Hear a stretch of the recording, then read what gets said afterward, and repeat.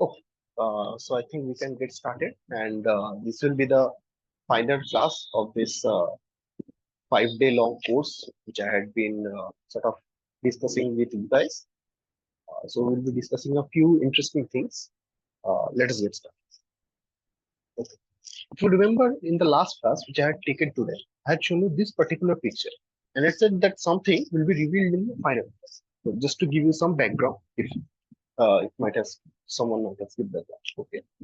So essentially what it is, we were talking about the cell cycle regulation in mammalian cell. And within that cell cycle regulation, there is one important checkpoint, which is the G1S transition checkpoint. And this G1S transition checkpoint has a sort of decision-making uh, phenomena underlying it. It is called the restriction point control, which is controlled by two factors known as RB and E2F. So when E2F is low, cells are in G1. Once RB, and the RB is bound to E2F. Once RB is phosphorylated by these cyclin CDK partners, it is released, and then E2F switches to a high level, and the cells transit to the S phase. Now we had seen these particular pictures, and I mentioned that this is a theoretical model. What I'll show here is something. If you remember the experiment which I had mentioned as FAT, solar synthesis FAT cell sorting in case of the E2F, that was a population level experiment. And what it essentially gives you is a frequency histogram of how many cells are in particularly in sort of a low intense fluorescence intensity state and a high fluorescence intensity state. Now, this is an experimental observation. Can it be regenerated to a mathematical model using computation? Indeed, you see, in this paper, it was worked out in our lab. After developing this model, by doing a simulation, you can actually do this sort of hypothetical facts experiment using a computer. Here also, you see there are two peaks. The higher peak gradually comes up, the lower one goes down. And there is a sort of hysteresis in the system. So this is exactly like the experimental observation. Makes sense? But if you are running in a computer, how can you get such a large variability in your population, right? Because remember, whatever system, whatever model, suppose like this model you have generated, you have written this in form of these differential equations. Right? And if this is your bifurcation picture, and we had mentioned that this is a steady state, and this is a steady state, this is a deterministic system, right? Because whenever you integrate an equation like this, concentric equation, you get only one value which is possible. Okay? However, to get something like this at some intermediate region like this, you need to have a possibility of obtaining two values. Right? So definitely a deterministic system which can only give you one value when you start with some particular initial condition is not sufficient to get to this picture. So what has been done here such that it reproduces the experiment so nice? What has been done is something called a stochastic simulation. Stochastic is just another word for random. Let us see one example where it can become clear where this bistability sort of exists. Now consider this particular example. Most of us know stem cells. These are sort of progenitor cells which have the ability to undergo differentiation, and after differentiation they can form various cell types. So they are sort of like common ancestors of a wide variety of cells. Now, nano is one transcription factor which is involved in the maintenance of stemness. What do I mean by that? When the level of nano is high, the stem cells remain in this pluripotent state. What do you mean by pluripotent? That they have the capability of being sort of differentiating into different cell types. So they are sort of in a flexible state. They have not yet committed to becoming one particular cell type. They are still primed for differentiation. So they have not yet made this sort of transition. However, when the level of nano goes down, when this level of nano goes down, the cells which were stem-like and were pluripotent start to undergo differentiation, and they can form these differentiated cell types. So just like in case of E2F, low E2F was G1 state and high E2F was the SG2M state, or rather the for needed for transition to the SG2M state. Here also, high nano will be stem cell and low nano will be differentiated. So here also, it is indicated that some sort of switching mechanism must be operating. And in experiment, it has been observed exactly like the FACS experiment. You see, there are two distinct populations. One is a low nano and one is a high nano population, and there is a bimodal distribution. So bimodal distribution definitely indicates us towards sort of a bistable behavior, as it was seen in case of how should it be? Exactly like this, where you have the steady state of nano and you put some signal strength. And so nano off or low nano should be the differentiated state, and nano on or high nano should be the stem-like state for the project. And if you look at this picture, how should the transitions occur? Exactly like this, where it switches. So if you go from low to high, it will keep in low, low, low, and then suddenly switch to high. So go in the reverse direction, it will remain high, high, high, up to a much lower signal strength, and then transit to low. So there is a bistable region. But if you take a look carefully at this picture, you see, deterministic model will not be able to explain this observation. And I'll tell you. For example, this is a steady state of energy. Assume that you have started your system somewhere here. So this is your initial level of level. After you allow the system to evolve in a deterministic manner, at infinite time or after a long enough time, there is only one steady state possible. So your system will exist. If you start somewhere here and you allow the system to evolve in a deterministic fashion, it will evolve. What about the bistable region? Even if you have a bistable region, suppose your system starts somewhere here. If you allow your system to evolve deterministically, it will come down here. You allow the system, which was in initially, allow. So, no matter wherever you are within your parametric domain, even if you're in the bistable domain, if you have a deterministic system, you will only get one population depending upon the initial condition you started. Make sense? Clear up to this point? Any questions?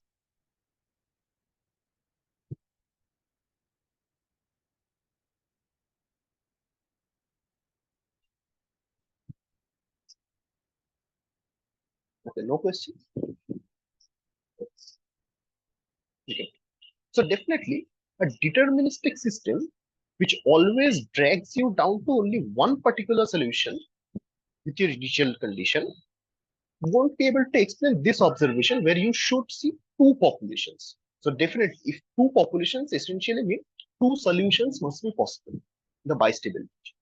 So deterministic models are not enough. So we have to do stochastic modeling.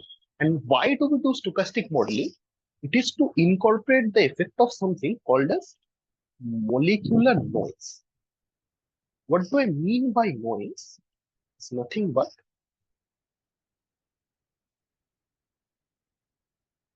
fluctuations.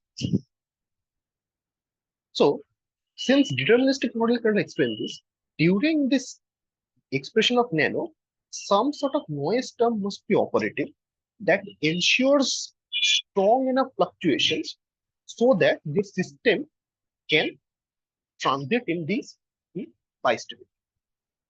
What do I mean by this sort of? Suppose initially for a deterministic system, I had shown that wherever you start initial condition, you will monotonically converge to any one particular steady state. For example, in case of a noisy system, suppose your system is now. Let me draw one representative type here. So suppose this is your steady state. If you start your system here in a deterministic model, the solution is monotonically converging towards this steady state. So when you have noise, fluctuations are there. So the system evolves something like this.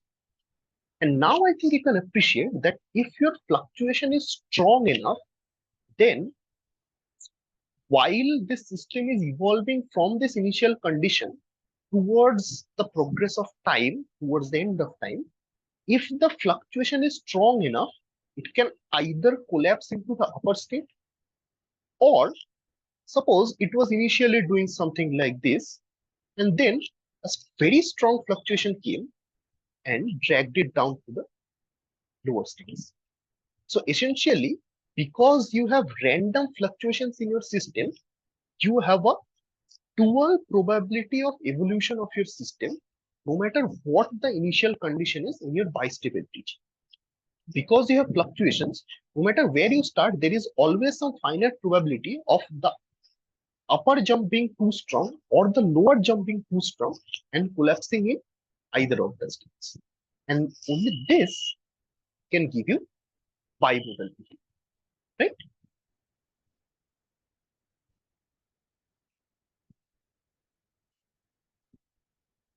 Any confusion up to this point?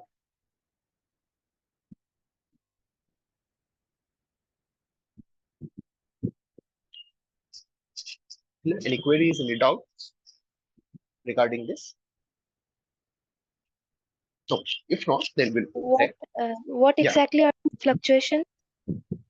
What exactly are these fluctuations? Okay, we'll show you just in the. So what exactly is this noise which we are doing? Let us take a very recent example. Suppose I tell you what is the total runs, or what is the pattern of runs scored by one batsman in a tournament, right? If these are your matches and these are the runs, you see, there will definitely be a lot of fluctuations in the system, right? However, if I tell you what are the runs scored by team in a tournament.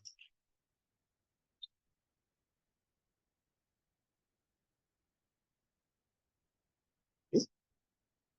So the runs scored by a team in a tournament will definitely have less fluctuations than the runs scored by an individual batsman, right? So noise is essentially inversely proportional to the number of players. And what exactly is this noise will come. But first of all, you need to understand that noise should be inversely proportional to the number of species you have. Suppose you have something which has 3,000 members and something which has only 3 members. Where do you expect the results to be more fluctuate?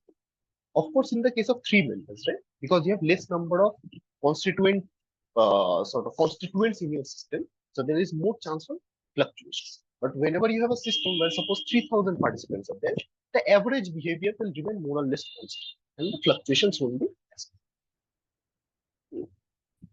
So in case of a cell, what are the sources of this molecular noise? For example, suppose again to the central dogma, so you have your uh, DNA in the nucleus. From transcription, you form mRNA.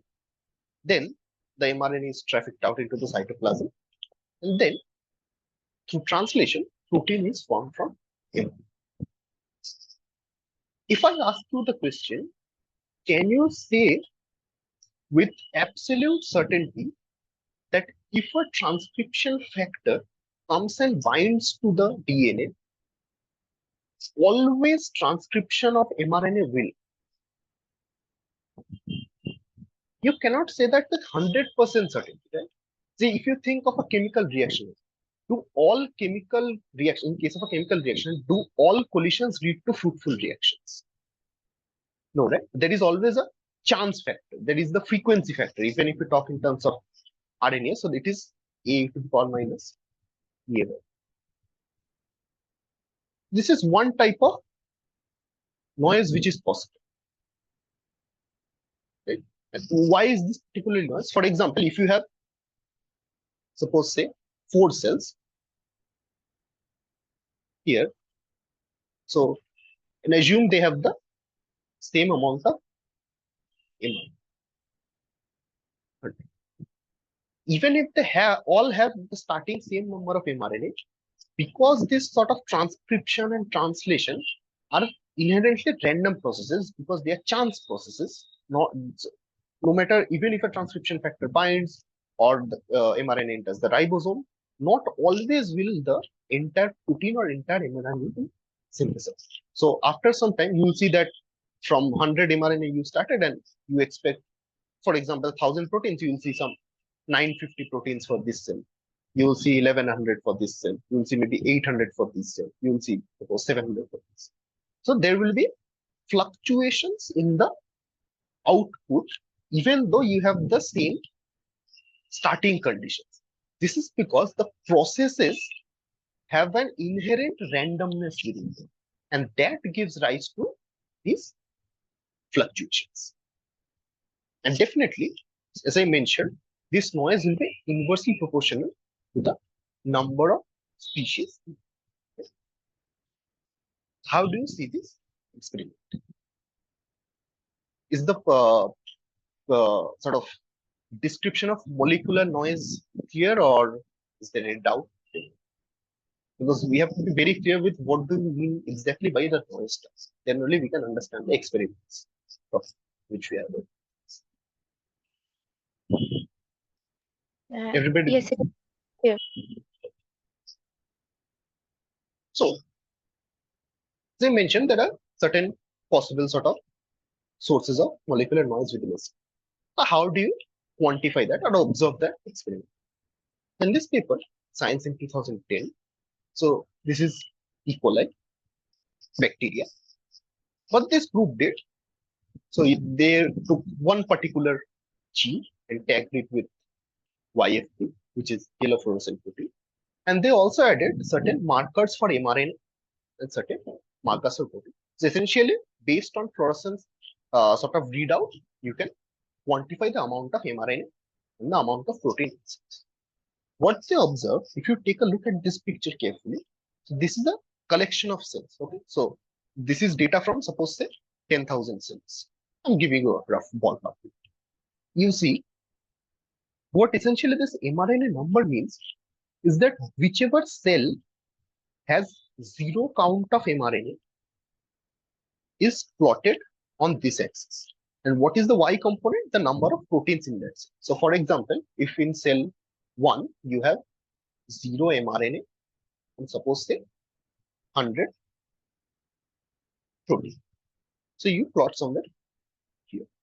In another cell, you have 5 mRNA cell and you have maybe say 2000.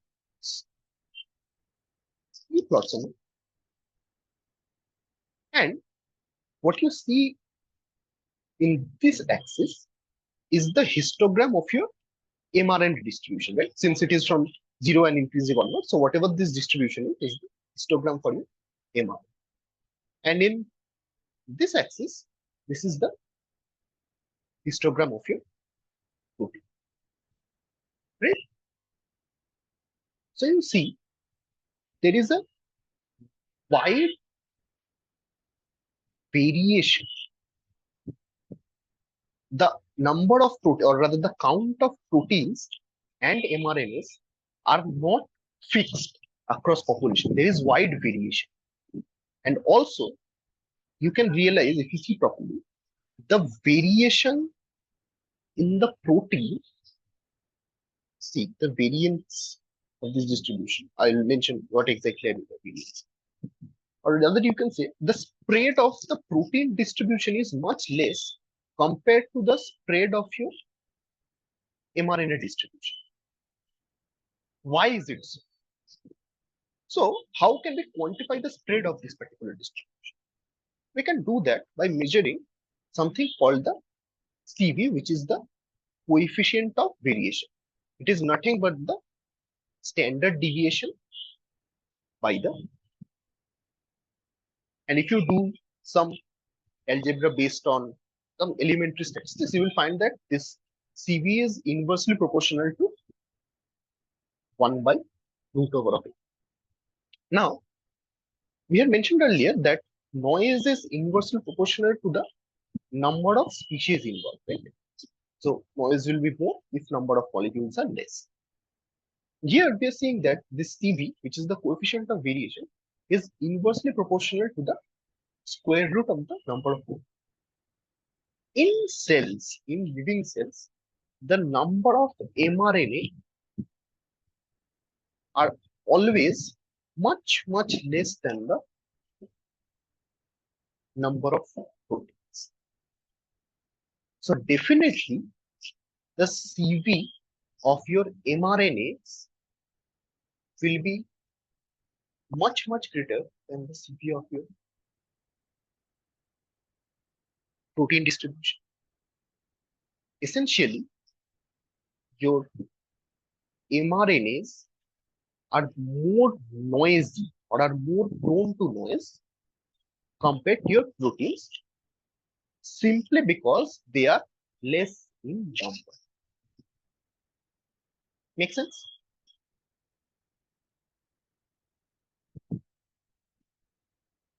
Also, in this particular experiment, they observe something more interesting. So you see there is something called the correlation coefficient. If in absolute basic terms, what this defines is how are the number of mRNAs and number of proteins correlated. And they found out this coefficient of correlation was 0. So there is no correlation between the mRNA and protein expression. So it does not, what this essentially means that just because you have more number of mRNA doesn't necessarily mean that you will have more number of proteins. If you have suppose 150 mRNA, you may get 25 proteins. Even if you have 1,000 copies of mRNA, you might get only 10. Okay. So since they observed this sort of wide heterogeneity in a population level, what was the basic conclusion of it? So since this is a population level picture, right? So they said that maybe the concentration of transcription factors are different in individual cells. It is highly possible. So earlier I had mentioned that if you take suppose the 4 cells and you have the same number of mRNAs, depending upon how much transcription is occurring, you might have different amounts of protein, or even different amount of mRNA. Even if you have the same number of genes, let's say, because I'm talking of transcription factors. Even if you have the same number of genes here, you might have different number. Let's say X1, X2, X4. So what they proposed is this might be happening because the concentration of transcription factors is different. See, ultimately, what will bring about the process of transcription? Even if you have the same number of genes, if the amount of machinery you have available, which is transcription factors, or rather a component of the machinery, not the exact machinery, but if the active ingredients which can carry out the process, if their concentration is variable across different cells, then definitely even the same starting conditions won't give you the same output. For example, in this particular cell, if you have 100 genes, but you have, let's say, only very low concentration, suppose say 2 transcription factors. But in this case, you have 100 copies of genes, but you have 20 transcription. Even if you have started with the same amount, because of the concentration difference across cells, this variability might be occurring. This was the initial proposition. Now, what came next? This is extremely interesting and one of the landmark papers by Elovitz, which came out in Science in 2002. And what they essentially did was got rid of the ambiguity of this concentration. They again took this thing equalized. Now, instead of checking in a population of cells, what they did is essentially create a special type of genetic sequence where you have one promoter region and there are two genes which encode for fluorescent proteins on either side. So on one side, you have gene which codes for cyan fluorescent protein. On the other side, you have a gene which codes for yellow fluorescent. So this is a bidirectional. So now, what do you expect? Okay, some more background on this. So this promoter is sort of kept in an inactive state by this sort of repressor molecule. When certain molecule called IPTG, don't care about the name, this is the basic the biological function. So this promoter is in the inactive state when the repressor is bound. When IPTG is not present, this repressor is bound. When IPTG is switched on or IPTG concentration increases, this repressor is removed and this promoter is now free and transcription starts. Now, since you have one promoter and both the fluorescent protein G encoding genes are under the control of this one promoter gene, you expect that whenever a transcription factor comes and binds to this promoter, simultaneously both the genes should be transcribed because they are under the control of same promoter. So all the transcription factors between them should be formed. So essentially, what should you here?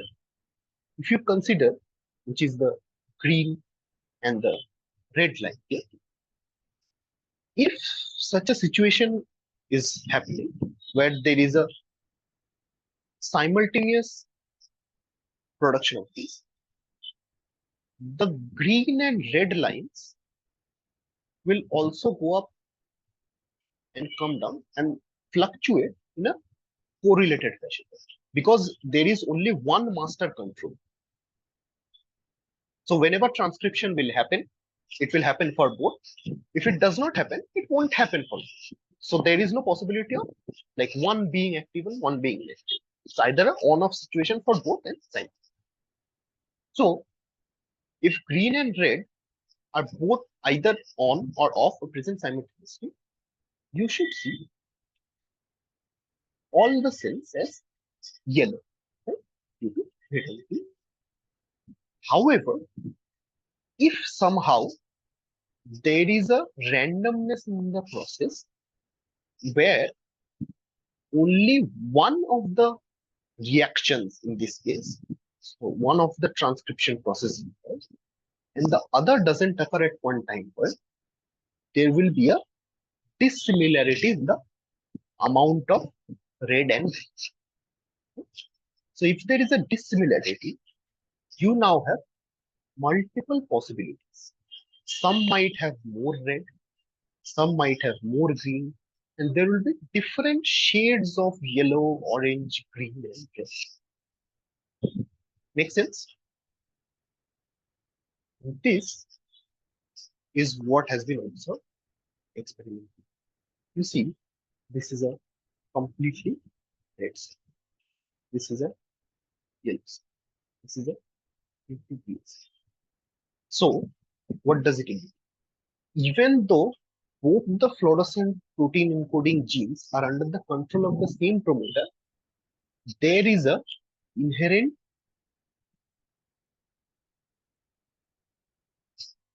randomness in your system, due to which at one particular time point, even if the transcription factor binds, either this or this reaction has failed and the other has failed. Because only in that case will you get a dissimilarity between your fluorescence expression profiles. Okay? And this, you realize, is intrinsic knowledge. It is very difficult to control. So the transcription factor has come and bound. Now it is completely out of your control that which reaction will occur. It is inherently a random process. You cannot control this particular process, at least not very easily. You have to do a lot of difficult experiments. But if for the case of our discussion, you do realize that even if the transcription factor binds, you cannot essentially control which reaction will bind. So there is a randomness involved in the choice. And this is intrinsic, because you see, you haven't added anything externally to the system. It is just transcription factor binding and then one of the reactions firing. So these are all natural processes which occur by themselves in nature. You have not done anything. So what they showed is that these fluctuations have a intrinsic noise component which is due to the randomness in choosing these. And this is not the only thing. Definitely, the concentration of other proteins and events like cell cycle are also operating, because earlier conclusion which we made was not a wrong conclusion, but it was an incomplete conclusion.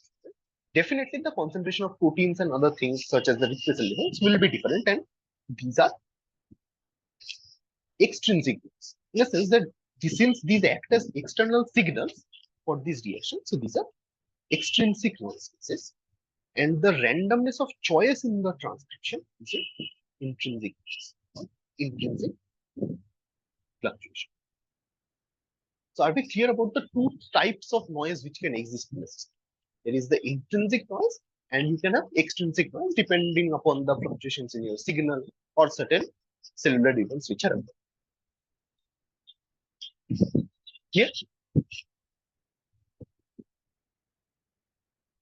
everyone on the same page? Any doubts up to this point? Any clarifications?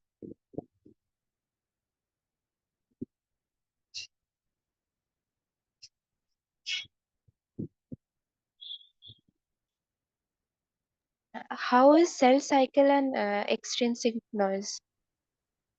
Cell cycle can be extrinsic noise in the sense, because I had mentioned that suppose one cell divides after 23 hours, another divides after 25 hours, some has divided after 21.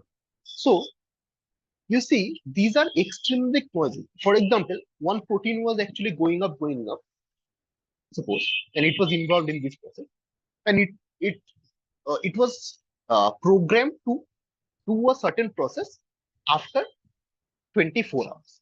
But your cell has already divided at 23 hours. So the protein has not reached its operating capacity, or if the cell has divided at 25 hours, it has gone below its operating capacity. So such cellular events can sort of act as what can you say, accidental hurdles in your process, and these can give rise to fluctuations. Okay.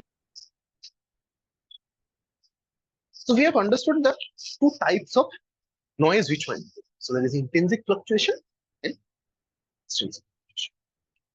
So in this paper also they defined how you can quantify the intrinsic and extrinsic fluctuation without getting into too much of the details. So just assume that your total fluctuation square is the extrinsic noise square plus your intrinsic. This is some sort of a property of statistics where the variance of suppose 2.2 independent. And one more thing for this is For this equality to hold true, your intrinsic and extrinsic noises must be independent. The statistics in terms of variance, you'll see that variance, whenever you see the total variance of an event, is usually the uh, of, of independent events. If you take, you always see that the standard deviations of variances, they are always added up in this sort of algebra. It's not the variance exactly, but the noise here, so the standard deviations. Okay, so this is the property of the statistics. Now, what does this particular plot say? See, or this plot can be correlated to this. This is exactly this. Think carefully. If you have an extrinsic fluctuation, right, it will affect both the YFP and the CFP producing transcription processes in an exactly similar way, right? However, if you take into consideration only the intrinsic fluctuations, you will have either the YFP or the CFP. So there was the randomness of choice, right? That even if the transcription factor wins, which reaction will fire, which transcription will fire. So in case of intrinsic fluctuations, you will see a wide spread of cells. In case of, and it will be along all possible dimensions, right? Because your CFP can be low, YFP can be low. One can be high, one can be low. Somewhere here, somewhere here, somewhere here, somewhere. Because it's an intrinsic fluctuation or randomness of choice between these two. When you have extrinsic fluctuations, since they affect both of the YFP and CFP transcriptions equally, you will have this sort of a behavior. Does this make sense? Look at this carefully. Since both are affected equally, your effect will always be on this line, and along this line, you can have variance. So, for example, this is the case where you have no noise in the system. If there is a some sort of a noise in the positive sense, some let's take positive with a grain of salt, but positive noise, you can move here. If you have some, because both have been affected equally in a positive sense.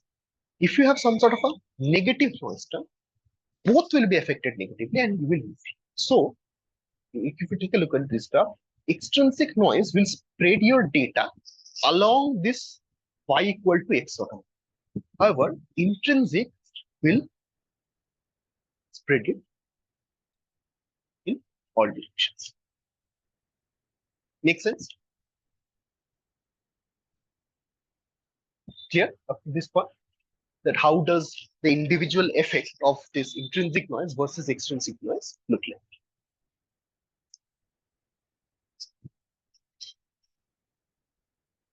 All right. Now, definitely some theoretical modeling was done for this process. Now, sorry, take a look at this case. So you have DNA. From that, you have transcription at some rate Kr. You have mRNA. This mRNA can be degraded. So this is degradation. So some gamma RNA. Then you have translation at rate Kp, which forms protein. Okay. Protein has also degradation rate. What they quantified in this previous paper is something called the joint probability distribution. What this means is that what is the probability that the system, in this case one particular cell, is in a state R, P.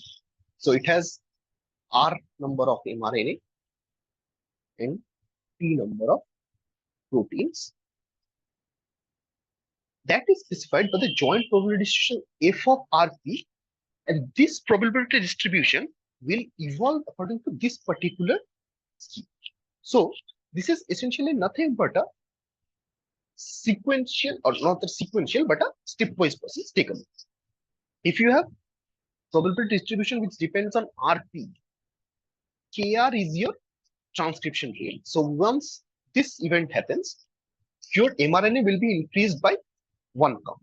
So after KR, or rather by the rate here, your system will now evolve into a joint probability distribution where you will have R plus 1 and P. If it was in FRP and one of your mRNAs has been translated into a protein, that happens at the rate R to Kp, right? So rate into the number of enzymes, and that gives you R and P also. Similarly, for the degradation terms also, FRP should evolve into R minus 1 and P. RP should also evolve into R and P minus 1 any given. Okay. Now take a look. Here, if we consider Q as some stochastic variable here, which might be either the mRNA or the protein, and the standard deviation sigma, we write something as delta dq square. All right. Now, see this particular expression. For the proteins, you have average of protein is Kr into B by gamma P. What is B? B is Kp by gamma, and it is called the average number of proteins produced per transcript. Why is this? In terms of a physical picture, if you think, what is Kp? It is the rate at which this one mRNA transcript, or rather mRNA transcripts, are being converted into proteins. And if you divide that by gamma R, that is the degradation rate, you have some sort of a measure that one transcript has a chance to give a protein or it has a chance to get degraded. So if you do a Kp by gamma R, a ratio of this rate constant, you will definitely have a per transcript average number of proteins. Makes sense? And if you do del P square by average of P, it will be B by 1 plus eta plus, where what is eta? Eta is gamma P by gamma R is the ratio of mRNA to protein life. Why is it reverse? If you remember, lifetime is inversely proportional to rate. So for mRNA, it is 1 by gamma. Now protein is 1 by gamma. So if you take gamma P by gamma L, so gamma P by gamma R, so mRNA is doing here. You'll have the ratio of their lifetimes.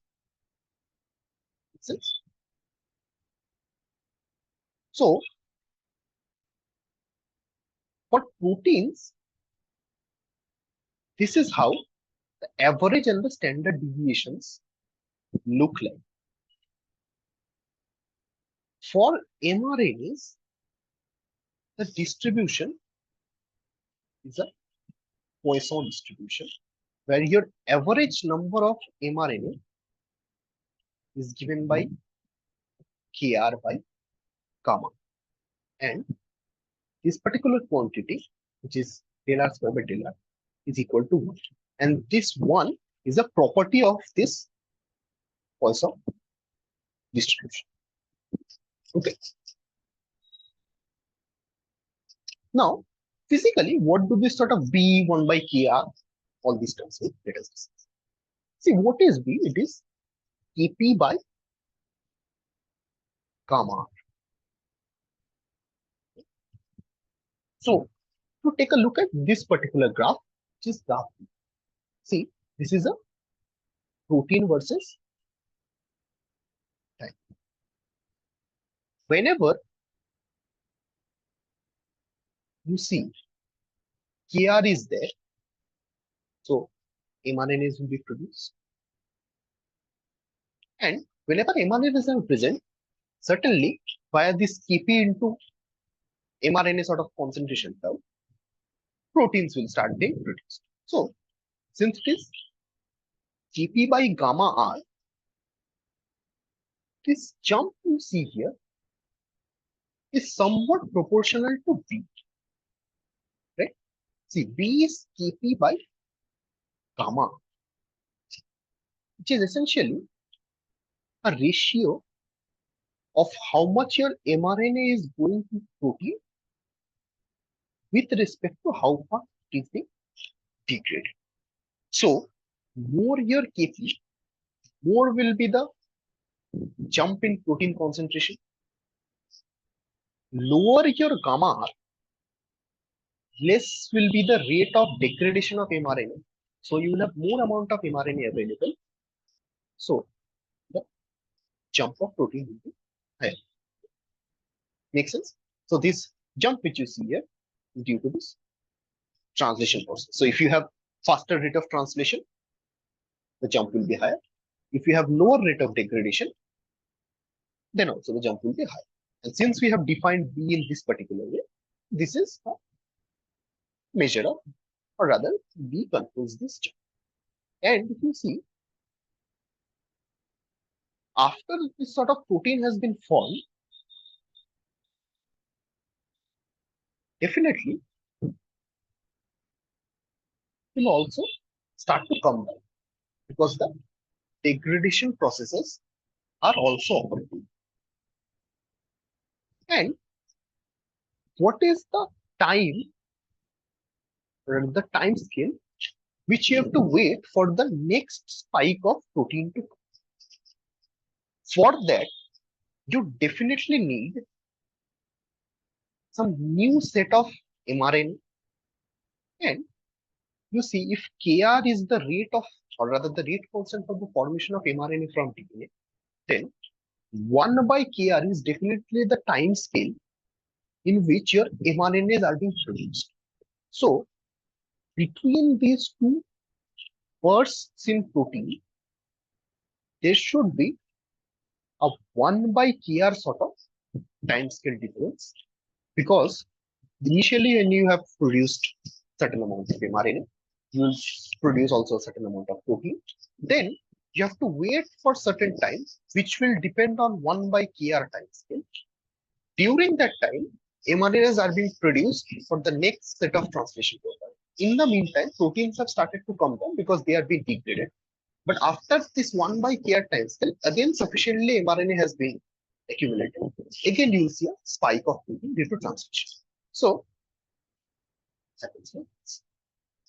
are these two particular terms of eta and eta clear? At least in this, at least not eta, but P in this case.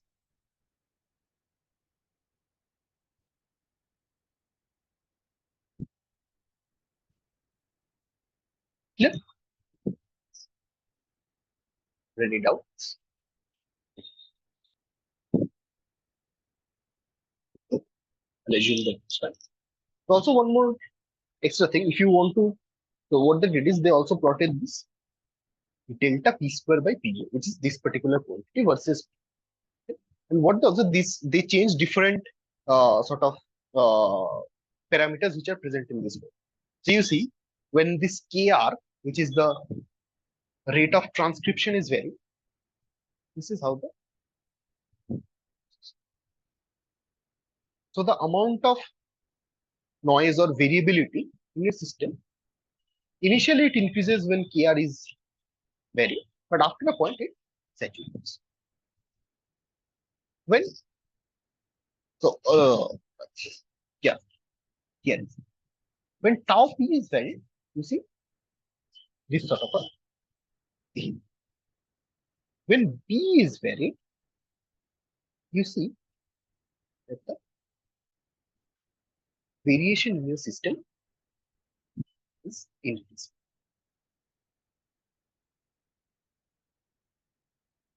So somehow this is telling you that this Kp by gamma r encompasses some process which is a major contributor to noise in your system. So this Kp by C. So the translation, the degradation rate of You know, clear?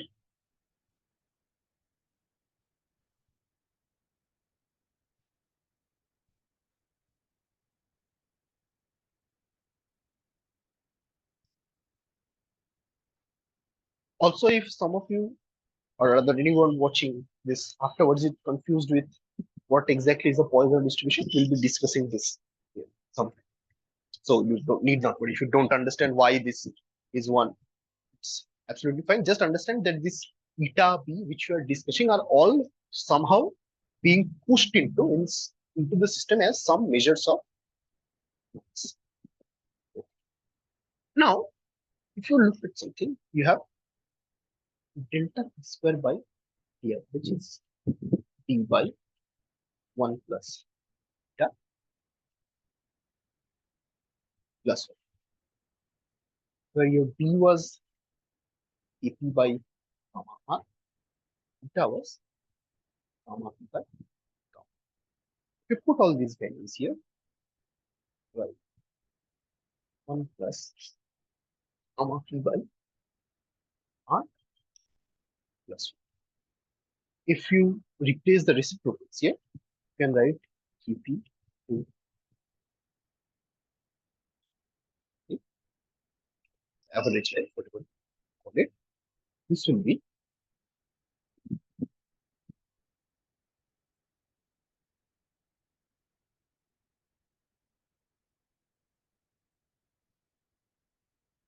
here.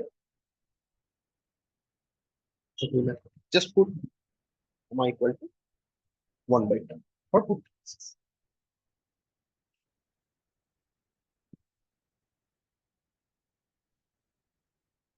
Okay. Now you see two things might happen. If your tau p is much greater than tau r, then you can assume tau p plus tau r to be approximately equal to tau p, and then it will cancel out. So your Rolle's term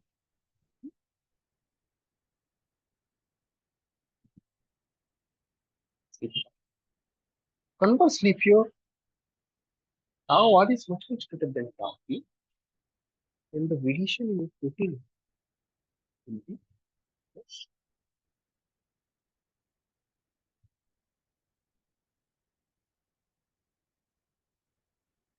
So what does this? If your protein is much more stable than your mRNA, then the fluctuation in your protein levels depends on the half-life, average life, whatever you want to let us know, right? Or stability of your mRNA only. If your mRNA is much more stable than your protein, then your variation or your fluctuation in your protein levels depends only on the stability of. Essentially, what we mean to say is that whatever component is more stable in existence will have lesser of a contribution to your fluctuations. Make sense? Okay.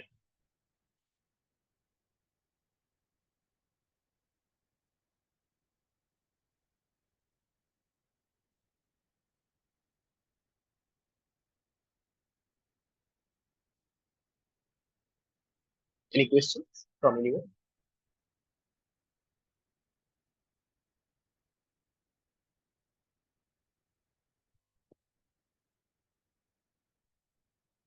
This makes sense from a physical perspective also, right? Think in terms of it. If you have something which is really stable and something which is unstable, so it can die off, and then it can come back up, again it can die off, again it can come. This will obviously have more contribution towards your fluctuation.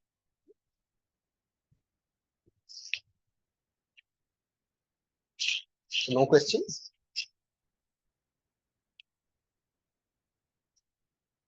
Oh, there are no questions from your side. Oh, from the earlier discussion, what we realized is that noise in we have been discussing examples of coli, so definitely prokaryotic gene expression. So we saw that it depends on the rates of transcription and translation, right? See, this particular paper, and they have taken the very strong, they just did a simulation. When you have a high transcription rate and a low translation, so your KR is high and your KP is low. And why is KP low? Because how we have defined B is KP by count. So B is low means essentially your KP is also. So, for example, see, when your KR is high transcription rate, then your translation rate equal to 1 is lower. You have small fluctuations in your protein. That's why the distribution is net. When you have a low transcription rate and a high translation rate, so KR equal to 0.01 is a low transcription rate, but now you have to be equal to 10, which is a high translation rate. You see here huge fluctuations. Here, protein concentration. The distribution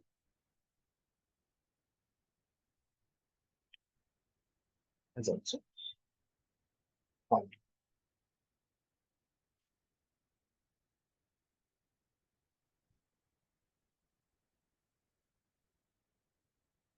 We'll also show this, and I'll share the code with you. We'll be doing this in the later part of the class where we'll actually vary these sort of transcription and translation rate.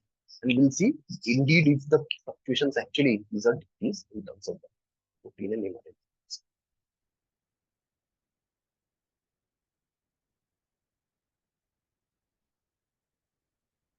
Okay. Any questions? Anyone?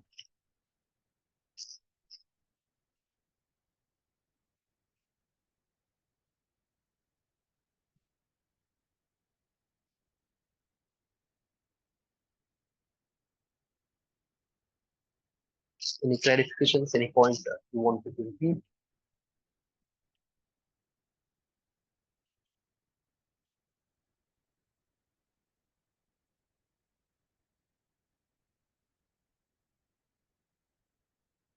Oh, seems like it's fine.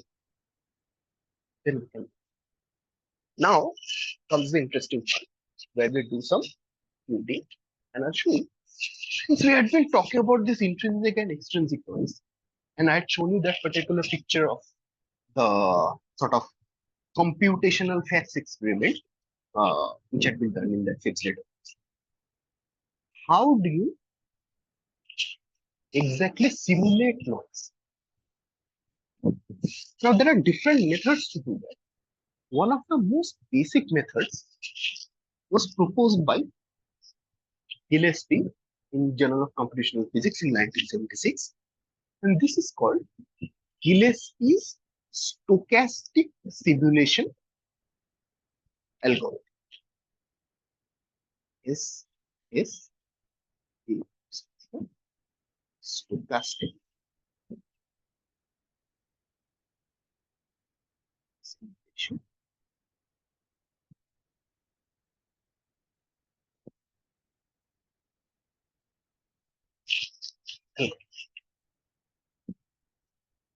What does it do? How does this algorithm work? Gillespie algorithm simply asks two questions. When does the next reaction occur? And at that next instant, which reaction will occur? Makes sense? So these are the two questions. When will the next reaction occur? And at that time, which reaction? If you have a collection of reactions. Also, there is one assumption or other. Do this. So it should represent in terms of mass action. What does this mean is essentially you have to write this in sort of this A1, whatever we are. So that's it. Now, how are these two questions? What Gillespie does is it evaluates a joint probability where T or rather tau here is your time interval.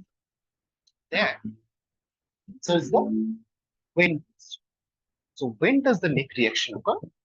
Is after tau. And so joint probability of tau and mu is which reaction will occur. So this joint probability, which is P of tau comma mu, can be written as the product of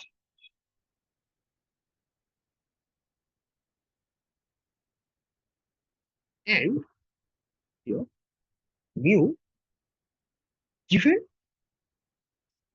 So if some, most of you must be aware of some basic probability theory. So whatever this bar means is that if tau time has passed, what is the probability that the mu reaction will? So there is, this is called conditional probability. You multiply that with the when will the next reaction. How does this probability distribution of this time looks like? So this time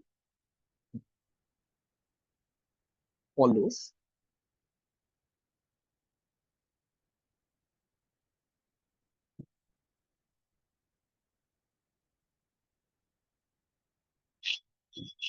exponential distribution. Why does it follow exponential distribution? Because it is assumed that the reactions which are occurring in most biochemical systems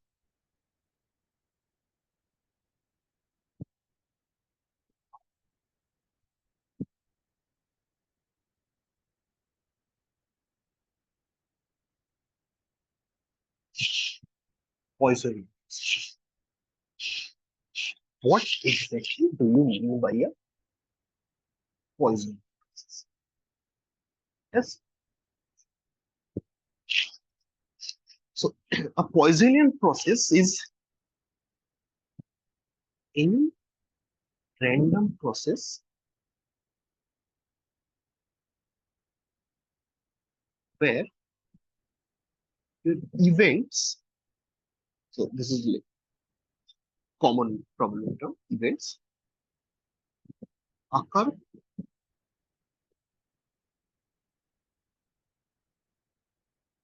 independently or have strict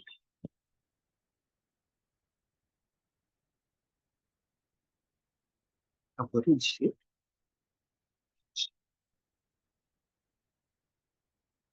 What is one such example? Radioactive. So remember, when we consider radioactive decay process, right, we always mention that the average time, we always talk of the 1 by rate constant terms in terms of the radioactivity, right? So we define that average lifetime of a radioactive. That is that. So the processes, or rather in case of a radioactive decay, so one decay process, so decay processes are independent of each other, but they maintain a constant average time. So the average time distribution between these events that remains constant. And one more feature of this Poissonian process is that these are memoryless.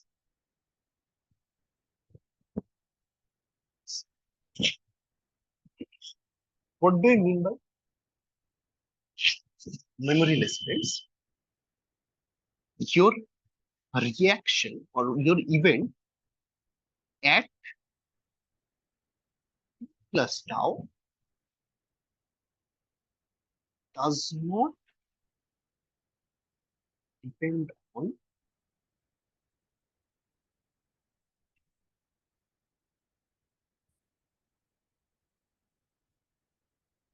so the system has no memory of where it came from or how it came. The next process which will occur if it's a Poissonian process has no memory of its past. It is an independent process which only depends on tau, that is your time interval, and not on it.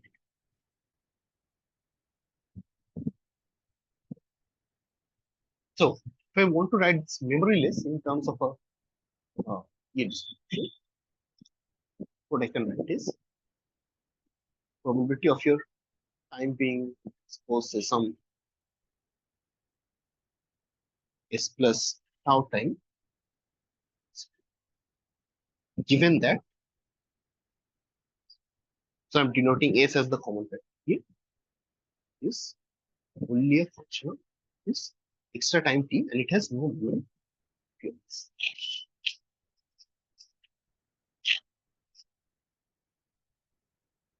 Now, still I haven't explained why it is exponential. Now it will become the probability distribution of a Poissonian process, or rather, the probability distribution of the intervals in Poissonian process follows.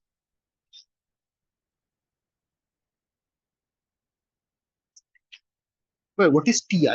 Sir, T1, T3, and so on. T1 is the time interval for your first process to occur. T2 is the interval between your first and second process. T3 is the interval in your second and process.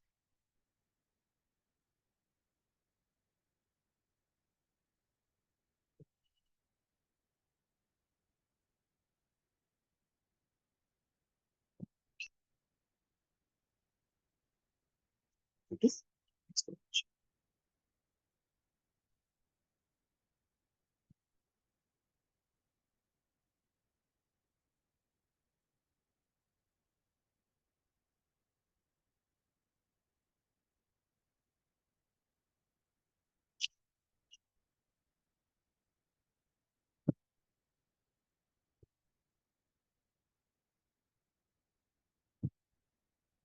Here.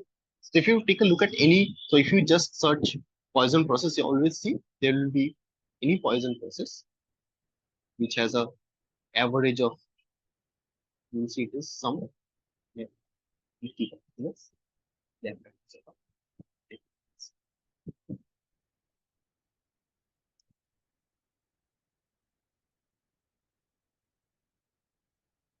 All right. Because these processes are Poissonian, due to the process being Poissonian, the interval between them is exponential. So it's a property emerging out of the statistics of the system.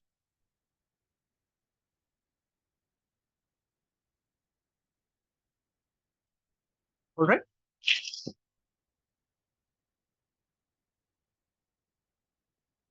Any questions?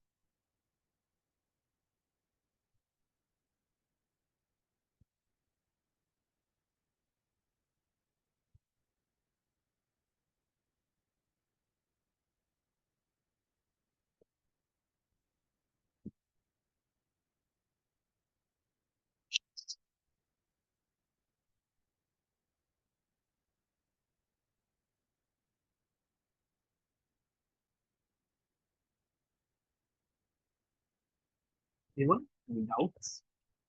Want to complete any particular point?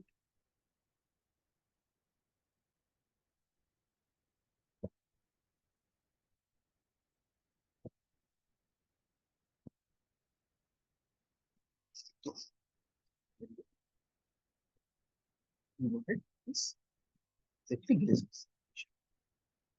So we have identified one thing is that when does the next reaction occur? So this tau is an exponential distribution. So we'll choose tau, we'll take an exponential distribution and we'll pick up tau from. But we cannot take any random exponential distribution, right? We have to ensure that the exponential distribution we are taking takes into account what is the time scale of the events which are. For example, if you are dealing with certain ultra fast processes which are occurring at least in the nanosecond, picosecond, and you are picking up time for your simulation for suppose in say millisecond time scale, then you will never be able to simulate this. Right? You need to operate in the correct time scale. Then only you can choose that when the next reaction. How is the time scale? Consider one problem of this enzyme kinetics, which we had discussed very. So E plus S into D specifically, K1. You can define something called a propensity function for the reaction. What this propensity function is essentially the sum of all the rates at each instant of time. So, for example, at some time t, if you have ne number of enzyme molecules, ns number of substrate molecules, and nes number of enzyme substrate, sorry, complex molecules, then K1 into Ne into Ns will be rate of this reaction. K minus 1 NES is rate of this reaction, and K2S is the rate of this reaction. So you define your propensity function as the sum of all the rates at this time, and this A naught, you utilize it as the scaling factor for the exponential distribution from where you will figure out how this.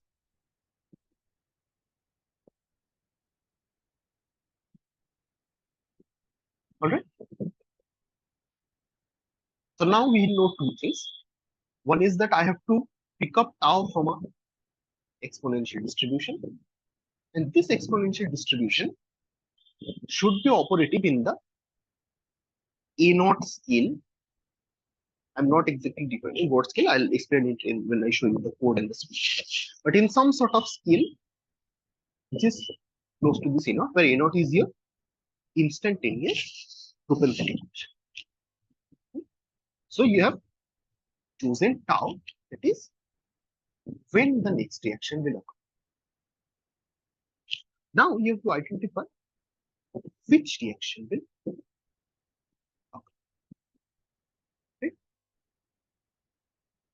What you do is, initially, you choose a random number between 0 and 1 from uniform distribution. And you multiply it with this propensity function. If you take a number between 0 and 1 from a uniform distribution and multiply it with A naught, this is a fraction, right, between 0 and 1. So this random number into A naught will be some fraction of A naught, and how you decide which reaction to simulate is that you check that what is the region where the product of your random number and A naught is. For example, if I show you in this case, you have K1 Ne plus Ns, K minus 1 Ns. Suppose this has a value of 10, so this has 3, and this is 5 Ns. So what is the value of N? 18. Now, if you pick up a random number between 0 and you multiply it with 10, you say if your number is less than 10, you carry out the first reaction. So what you do is you decrease one enzyme molecule, you decrease one substrate molecule,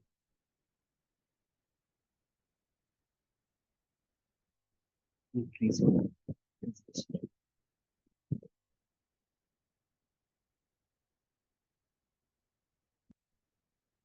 So suppose your 18 into random number comes something to be 5. Then you say that the first reaction is. How do you take care of the other reactions? If the number which comes is greater than 10, then what we say is that if that number lies between the sum of these two and 8, then we'll carry out second reaction. So suppose the number comes to be 12. So it is greater than 10, but less than. So you will carry out the second reaction, where you will increase ES by 1, and you will increase.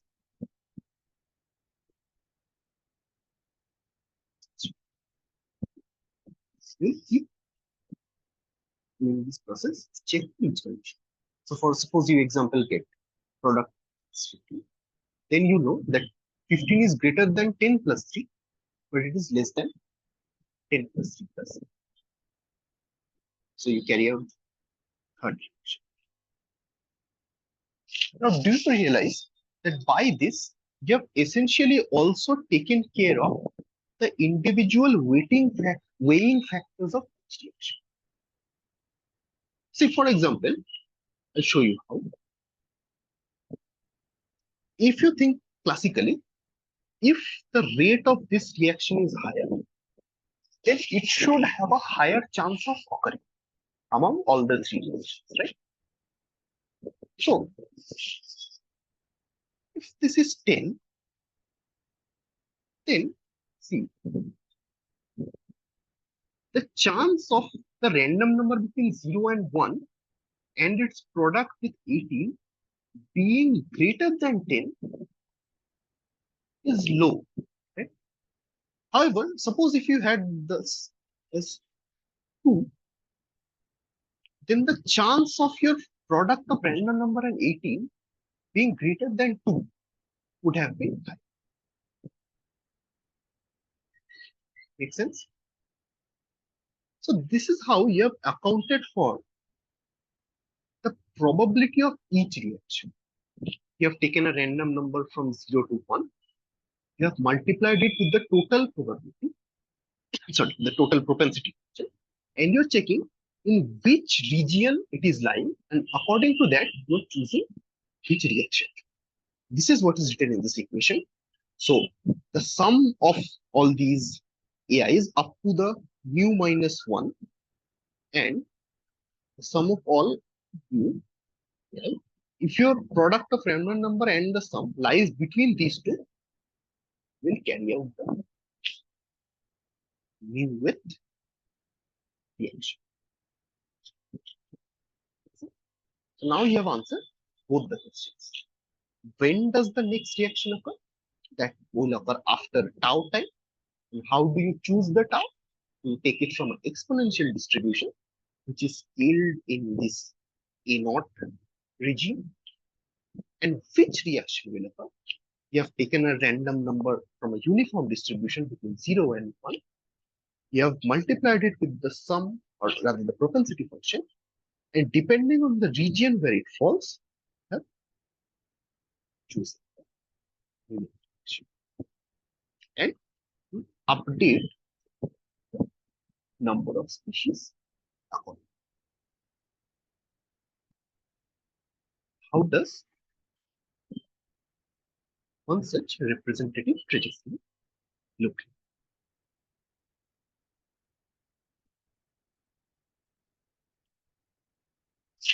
See, in terms of this enzyme kinetics, if you do a product versus time curve, your deterministic curve will be a straight line because there are no fluctuations in a deterministic system. It's a monotonic out. However, when you do this simulation in a stochastic fashion, where you take care of all these randomness in terms of propensity function and tau, you see, you get these trajectories where you can actually see there are fluctuations. And each time you run a simulation, you will definitely get a different trajectory. The sequential trajectories will never be exactly the same because you have randomness in the system. This is how you simulate a system using LSP. Any doubts to this? So after this, I'll show you two examples with codes. How does this LSP algorithm actually give you the outputs?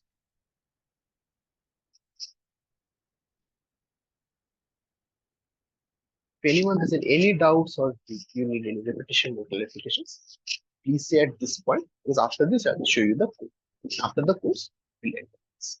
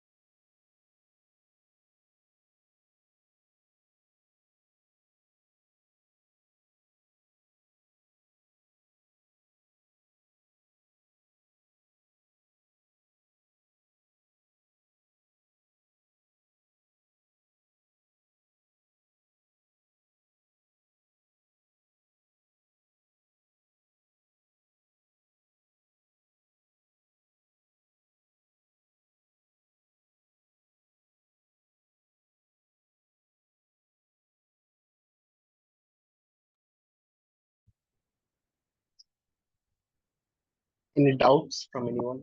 Clarifications? Everything clear up to this point?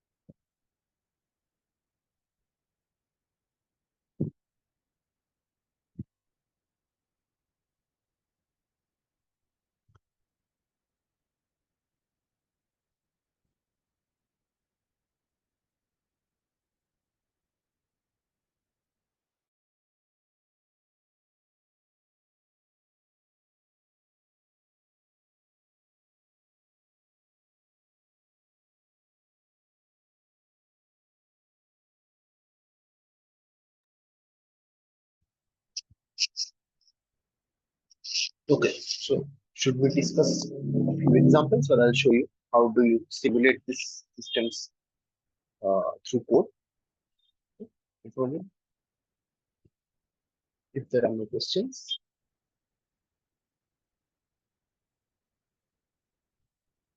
should we begin the coding portion? Anyone?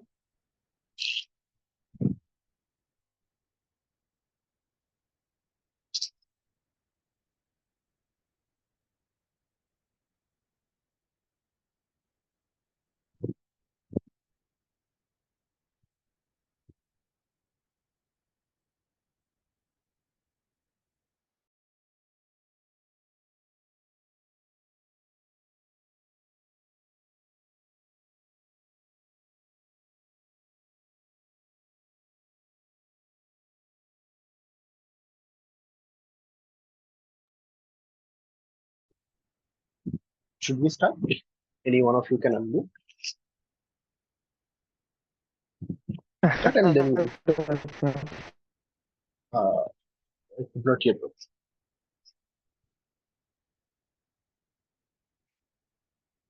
Someone else. Should we start? Then this is the last portion we should be discussing, and then we'll call it.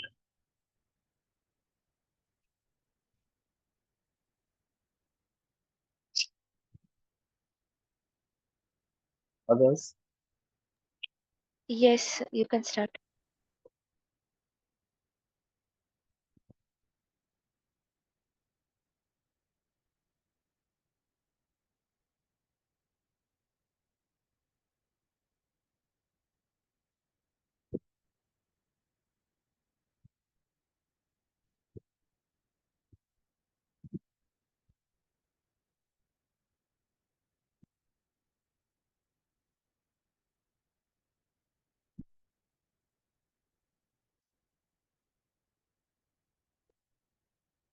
Can you see this screen?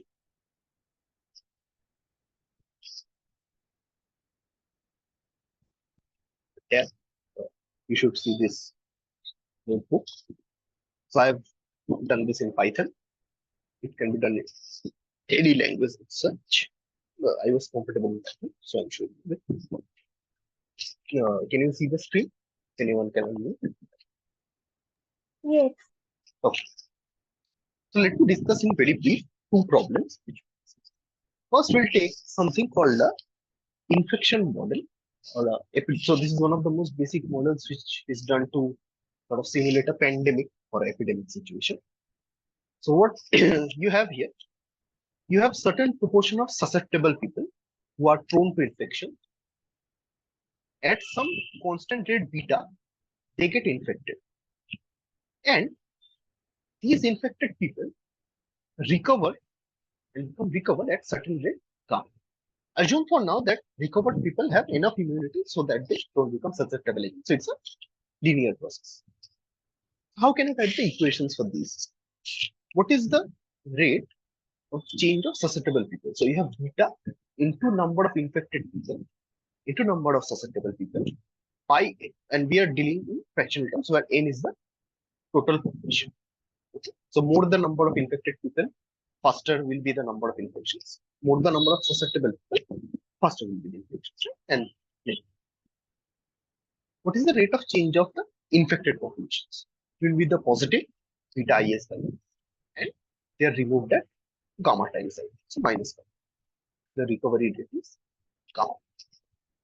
So if I show you the here, first what we do is that we set out our initial conditions. So I have said that okay, there are suppose say 100 susceptible people to start with. There is one infected person because if you put zero infected person, there will be not be any.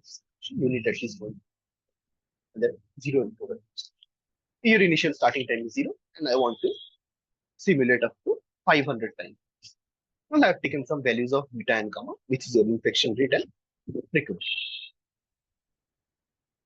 Then what I do is take a look at this particular section here.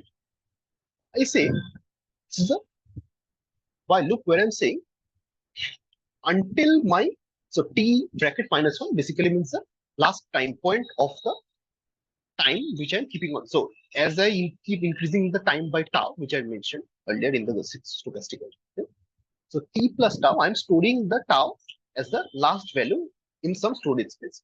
So I'm checking that until the last value of such the simulation is lesser than tau is, I should do the simulation. And see, what I'm saying is, so essentially if tau if minus one bracket means the last in case of time, it's the same for the susceptible input. So what it essentially means is that if the current population of susceptible plus infected is greater than equal to 1, only then do the simulation. What this essentially means is that if suppose you have 0 people who are susceptible and 0 people who are infected, then everyone has recovered, right? And you don't have the bed. So only when the sum of these is greater than 1, so there is at least one susceptible person or at least one infected person, we do the simulation.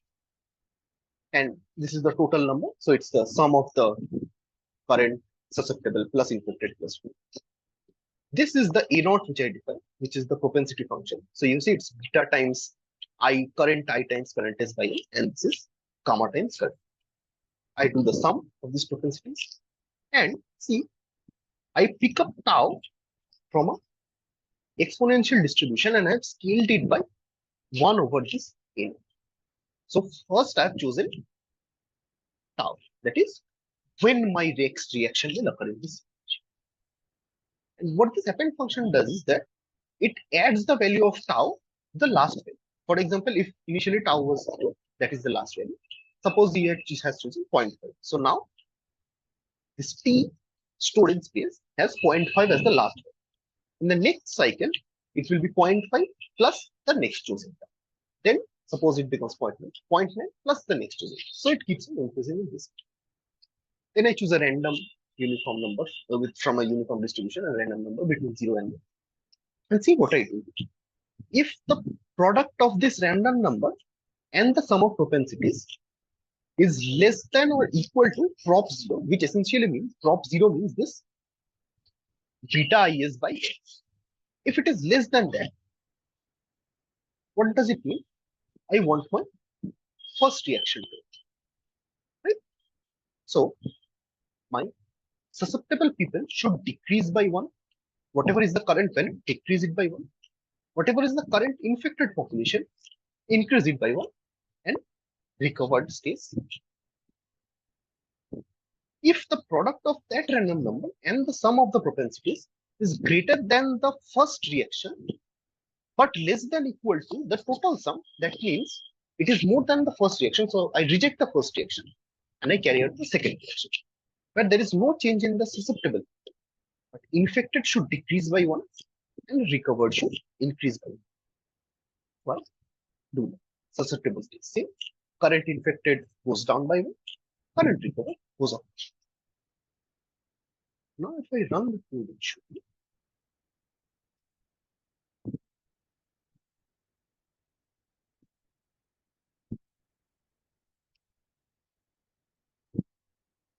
you see here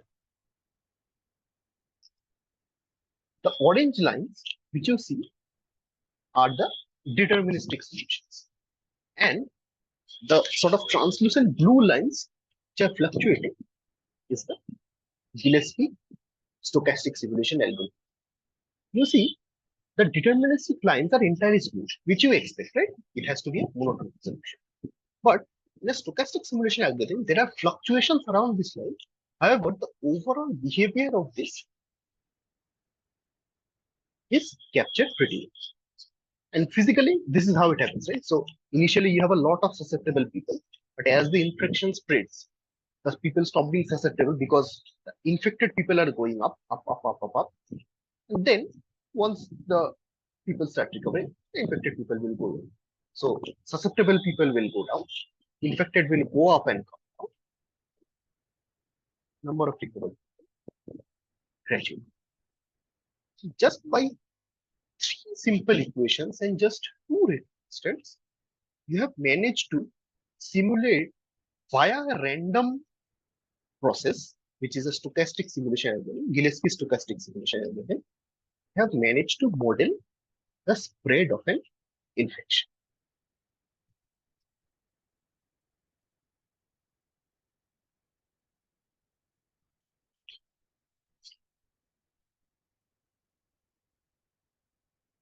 Any doubts? The portion of the code you want to display,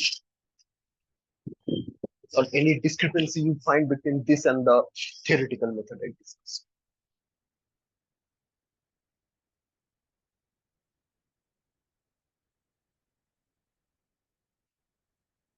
Fine with everyone? How it looks? So you see, this Gillespie's algorithm can give you pretty good output even with such a small code.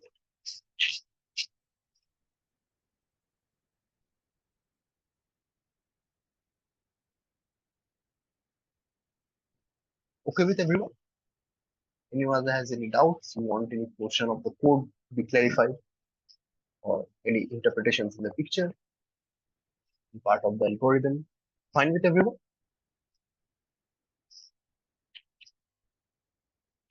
Okay, it's fine with me. Then I'll discuss one more problem, which will be the last problem. And this will be something which I mentioned in today's class, which is the transcription and translational fluctuations. Okay.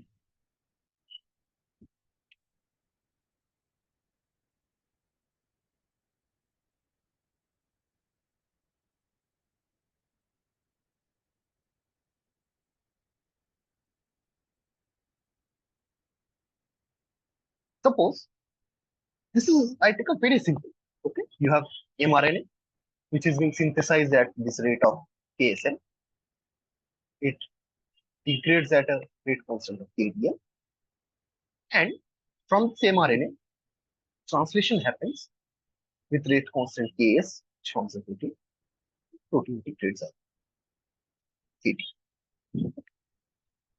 So KSM is your rate constant for transcription. KDM into M will be your overall rate of degradation of mRNA.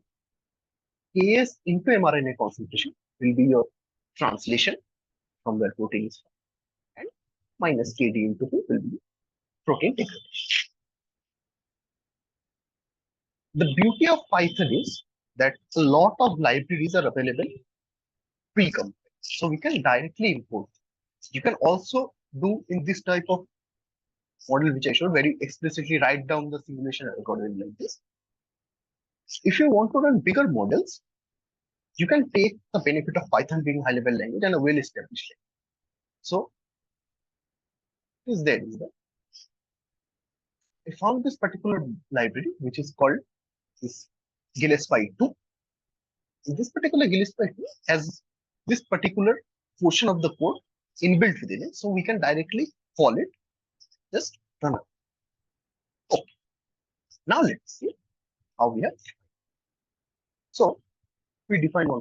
You don't need to worry how exactly this is written. I'm just explaining the basic.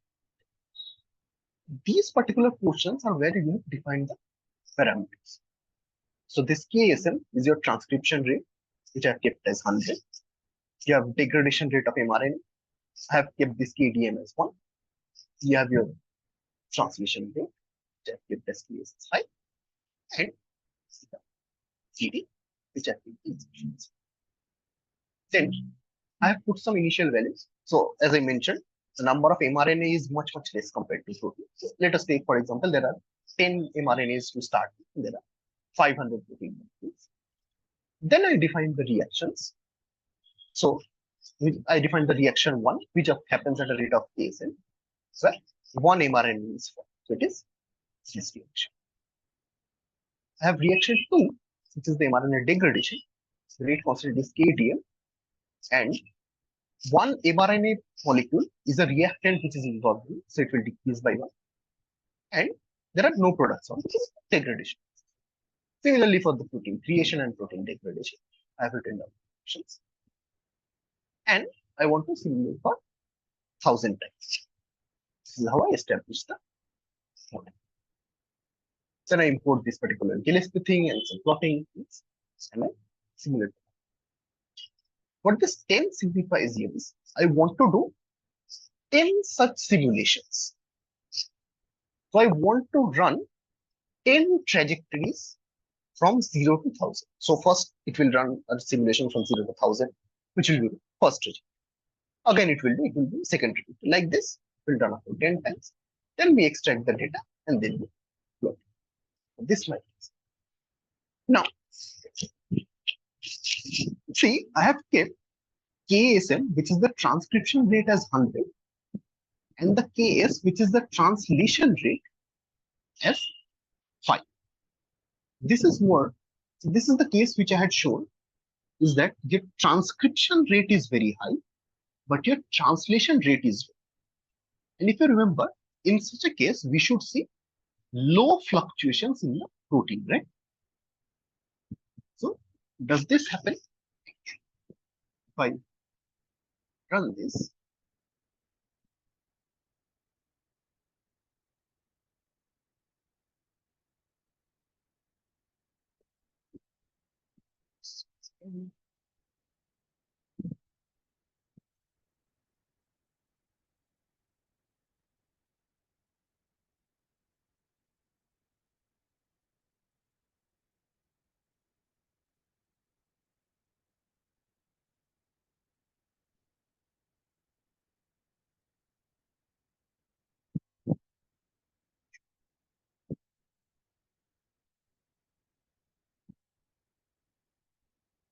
simulate system,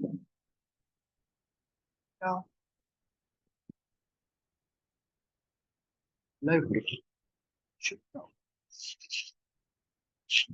So it is simulating for 10 runs. And since this is a bigger body, it will take. So now you see. See, there are fluctuations in your mRNA, and there are also fluctuations in protein. Right? See, the value of these fluctuations is between 400 to 600. So it seems to be a low amount of fluctuation. Why am I calling it low? That will be clear if I show you the distribution. You see, the CV here is nothing but the coefficient of variance, which I had mentioned. So it is the standard deviation by the mean. You see that the coefficient of variances I have represented in terms of percentage 8.41% in terms of the total. And this is the time average histogram. So what it has done is that it has taken all the values here and then plotted a histogram for one. Also, one ancillary thing which I want to mention is that you always know that time average equal to the ensemble average. We have been doing this in statistical mechanics, right? If you are simulating in terms of a stochastic case. If this is the time, I have plotted one more thing, which is the ensemble average. See, I had showed you earlier that I had done this for 10 runs, right? This histogram is for all the values of one such. The second histogram, which is the ensemble average histogram, what I have done is I have taken the final value of the simulation for each of the 10 runs and plotted a histogram. Now, you see that the ensemble average is not exactly being equal to the time average, which you see.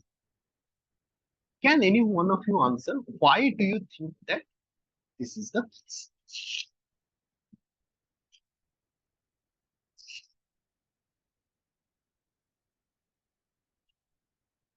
Anyone?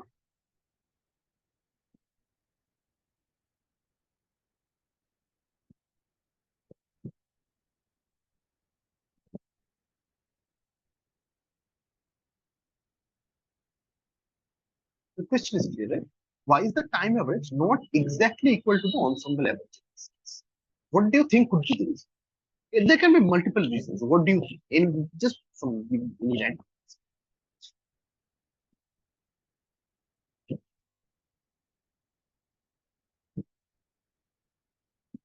Anyone?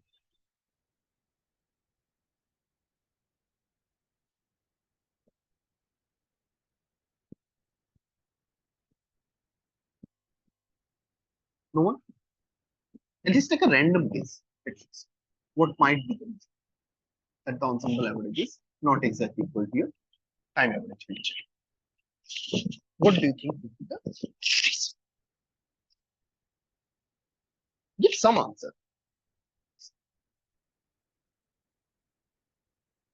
What?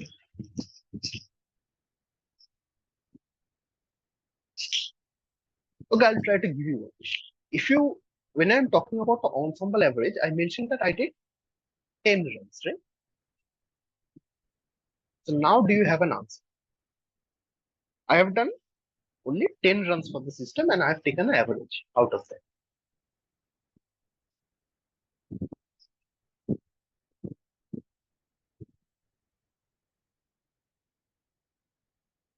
Still no clue?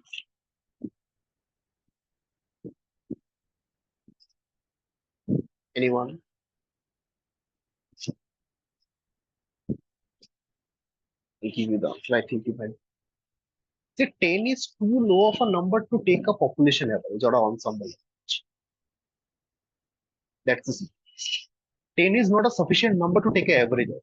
That's why you also see this seems like a better distribution, but this is a very block sort of average because I have only 10 data points to work. If I do the same thing, but instead of 10, if I do this for 30 runs, where I do 30 trajectories,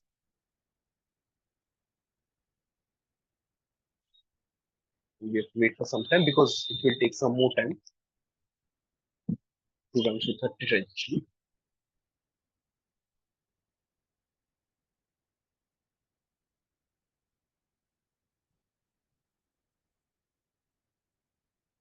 You see, now you start to see more of a distribution. And now if you compare the values, you see the mean, standard deviation, and CVs are like this. Make sense? So this is one side aspect which I wanted to show, that only when your number of samplings are large enough will you be able to see that ensemble average becomes equal to your time. Okay. So coming back to the main point, what we're discussing is that I had kept the transcription rate high and the translation rate low. And as per my experiment, they had seen low fluctuations in protein. Right? Here also I see low fluctuations in protein. And if the fluctuations from here don't seem much, see, I mentioned that coefficient of variation is somehow a measure of the noise or the fluctuation. So you see, it's only 8.1%. What I'll do here, I'll drop down the transcription rate and I'll increase the translation. So earlier the transcription rate was 100. I've dropped it down to 10. And the translation rate, protein formation rate was 5. And I have now boosted it up to 50. And to keep in check the number of species, I have to do something.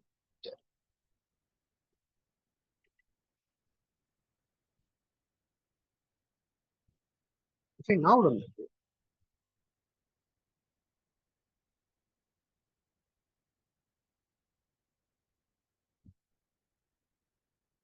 then it is waiting.